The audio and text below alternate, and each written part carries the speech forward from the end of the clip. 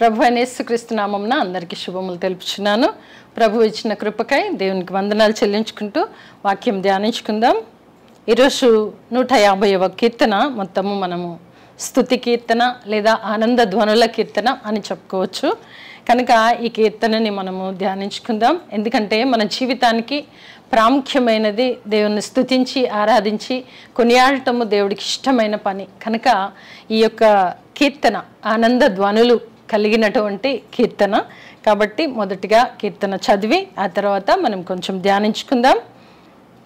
150వ కీర్తన.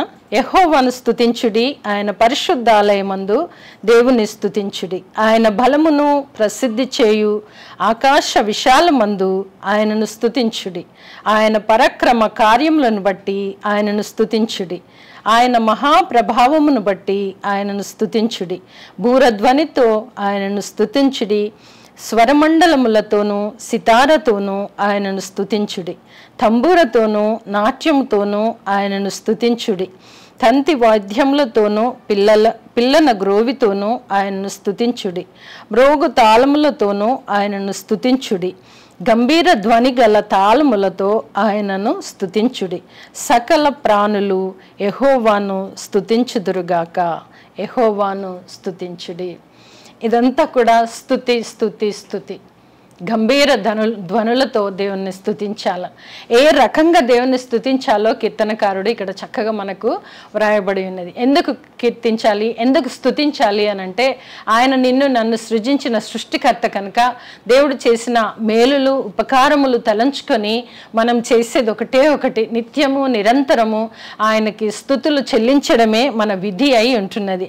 అందుకే ఆయన పరిశుద్ధ ఆలయమందు ఆయనను స్తుతించుడి. మనం పరిశుద్ధ ఆలయంకి వెళ్ళి దేవుణ్ణి స్తుతించకుండా మౌనలమై ఉండి వస్తే అది వ్యర్థంగా ఉంటున్నది. కనుక ఆయన బలమును ప్రసిద్ధి చేయు ఆకాశ విశాలమందు ఆయనను స్తుతించుడి అని అంటే, దేవుణ్ణి మనం స్తుతిస్తున్నప్పుడు మన ఆనంద ధ్వనులు స్తుతి ధ్వనులు ఆకాశ విశాలమందు ఆయన బలమును ప్రసిద్ధి చేయు. సర్వ సృష్టి ఆయనకు లోబడుచున్నది.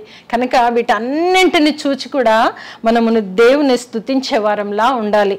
ఆయన పరాక్రమ కార్యములను బట్టి, ఒక రకంగా చెప్పాలనంటే మరి ఎర్ర సముద్రంను 2 పాయలుగా చేసిన మహా పరాక్రమ కార్యం, ఆ 2 వైపుల ఇరువైపుల గోడలుగా చేసి ఇశ్రాయేల్ ప్రజలు మధ్యలో నడవడానికి మార్గం ఏర్పాటు చేసిన దేవుని పరాక్రమ కార్యం. కనుక వాటిని బట్టి దేవుని స్తుతించుడి. ఆయన మహాప్రభావము కలిగిన దేవుడు. ఆయన ప్రభావము, ఒక స్త్రీ జబ్బుపడి ఉండి ఆయన వస్త్రపు చెంగు ముట్టిన వెంటనే ప్రభుల వారు అనినటువంటి మాట, నాలోని ప్రభావము బయటకు వెడలను. అంటనగా యేసుక్రీస్తు ప్రభు గొప్ప ప్రభావము కలిగినటువంటి దేవుడు కనుక మనము ఆయనను స్తుతించాలి. బూరధ్వనితో, మన స్వరమెత్తి బూరధ్వనులతో దేవుణ్ణి స్తుతించబద్దులమై ఉంటున్నాం. అంతేకాదు తంబూరతోనూ నాట్యముతోనూ ఆయనను స్తుతించుడి. మరి మనం చూస్తే మరి మిరియం ఎప్పుడైతే తను నాట్యము చేస్తూ మరి దేవుణ్ణి స్తుతించినట్టుగా మనము చూస్తాం. అలాగే చూస్తే మ్రోగు తాళములతోనూ ఆయనను స్తుతించుడి. గంభీర ధ్వని గల తాళములతో ఆయనను స్తుతించుడి.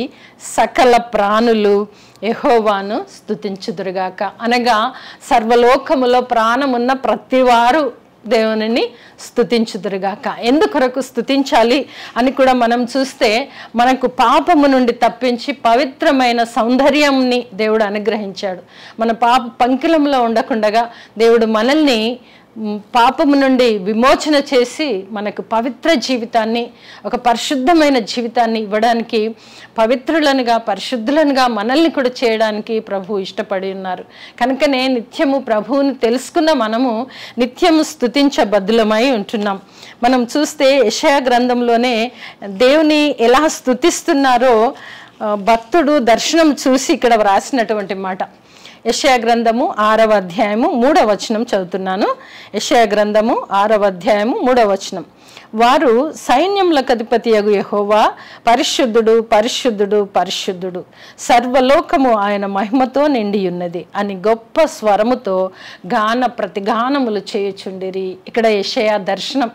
పరలోకములో యేసుక్రీస్తు ప్రభుల వారు అత్యున్నత సింహాసనం మీద ఆసీనుడై ఉన్నప్పుడు ఆయన చుట్టూ చుట్టూ చేరిన దేవదూతలందరూ గాన ప్రతిగానాలు చేయుచు వారి నోటి నుండి వస్తున్నది ఒకటే ఒక మాట, పరిశుద్ధుడు పరిశుద్ధుడు పరిశుద్ధుడు, సైన్యములకు అధిపతి యెహోవా యెహోవా పరిశుద్ధుడు పరిశుద్ధుడు. అదే గాన ప్రతిగానములు చేస్తున్నారు. కనుక సర్వలోకములో ఉన్నటువంటి మనము కూడా ఆనందమయమైన ధ్వనుల చేత దేవుణ్ణి స్తుతించి ఆరాధించాలి. భక్తుడు దర్శనం చూశాడు, ఆ దర్శనము నీకు నాకు తెలియపరిచారు. కనుకనే మరి కీర్తనకారుడు కూడా మీరు ప్రతి విషయాన్ని బట్టి దేవుణ్ణి స్తుతించుడు. 150వ కీర్తన, 149వ కీర్తన మొత్తం స్తుతి స్తుతి స్తుతి. కనుక స్తుతి చేయ మనము బద్ధులమై ఉంటున్నాము, దేవుణ్ణి స్తుతించే వారమై ఉంటున్నాము. కళ్ళార తను చూశాను అని ఆయన రాసినటువంటి ఈ యొక్క మాటను చూసినప్పుడు నీవు నేను మరి సర్వలోకములో ఉన్నాము మనం కూడా.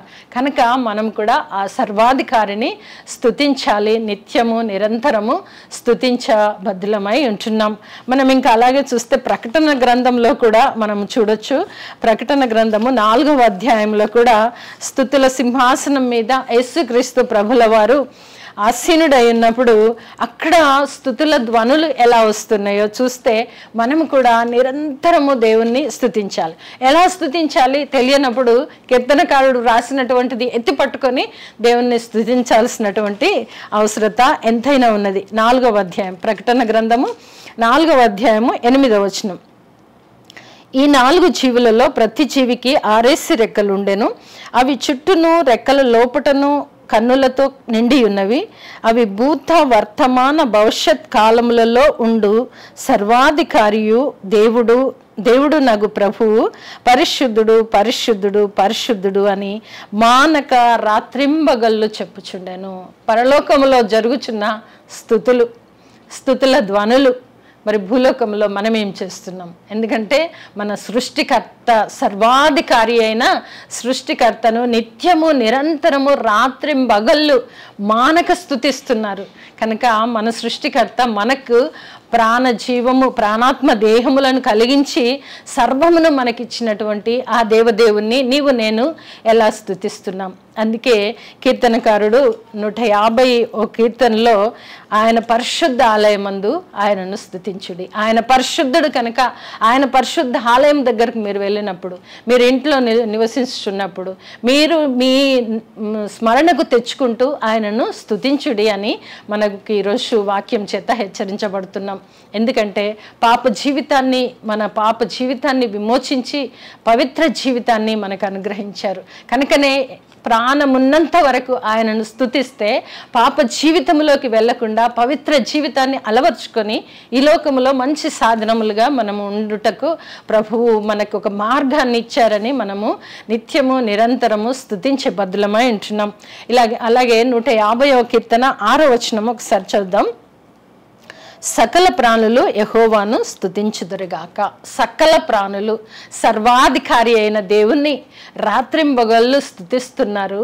నీవు నేను ఆ సర్వాధికారిని సకల ప్రాణులమైన మనము మన ఊపిరినంత వరకు దేవుణ్ణి స్తుతించ బద్ధులమై ఉంటున్నాం. కనుక ఈ దినమున ఆనంద ధ్వనులు గల స్తుతి గీతము, స్తుతి ఆలాపన మన హృదయాంతరంగంలో నుండి ప్రభువునకు చెల్లించే వారంగా ఉండాలి. మన ప్రాణమున్నంత వరకు, ఊపిరున్నంత వరకు దేవుణ్ణి స్తుతిస్తూ మానక రాత్రింబగళ్ళు మరి దేవదూతల సైన్య సమూహము సర్వాధికారి అయిన దేవుణ్ణి స్తుతిస్తున్నారు. మరి సర్వ సృష్టికర్త అయిన దేవుడు, నిన్ను నన్ను సృజించిన దేవుడు, నీకు నాకు సమస్త ఈవుల చేత అలంకరించిన దేవుణ్ణి ఏ రీతిగా స్తుతిస్తున్నాం? ఒకసారి మనల్ని మనము పరీక్షించుకొని మనము దేవుణ్ణి స్తుతించాలని అనిపించినప్పుడు 149, 150వ కీర్తన మనం చదువుకుంటే దేవుణ్ణి ఎలా స్తుతించమని మనల్ని హెచ్చరిస్తున్నారు. వాక్యమే మనకు సెలవిస్తున్నది. కనుక దేవుణ్ణి స్తుతించి గణపరిచి సర్వాధికారిని నిత్యము పాడి పొగడి స్తుతించే వారంగా మనము తీర్మానం తీసుకుందాం. ఎందుకంటే సమయము మనకు ఉన్నప్పుడే దేవుణ్ణి స్తుతించాలి, మన పవిత్ర జీవితాన్ని భూలోకంలో కొనసాగించాలి. అట్టి కృప ప్రభు అయిన యేసుక్రీస్తు ద్వారా మనందరికీ కలుగునుగాక. ఆమేన్.